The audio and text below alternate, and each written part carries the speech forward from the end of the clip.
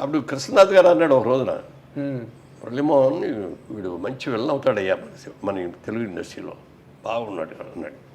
ఇండస్ట్రీలో విలన్ అవటం ఏంటంటే బాబు, ఇండస్ట్రీకి మొగుడు అవుతాడు చూడండి. చిరంజీవి గారు వచ్చిన తర్వాత వీటన్నిటిలోనూ మార్పు వచ్చింది.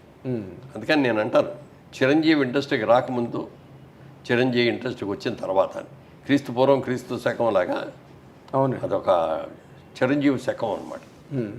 అంత సక్సెస్ అవ్వటం, సాంగ్స్ బ్రహ్మాండంగా చేసేయడం, ఫైట్లు బ్రహ్మాండంగా చేసేయడం.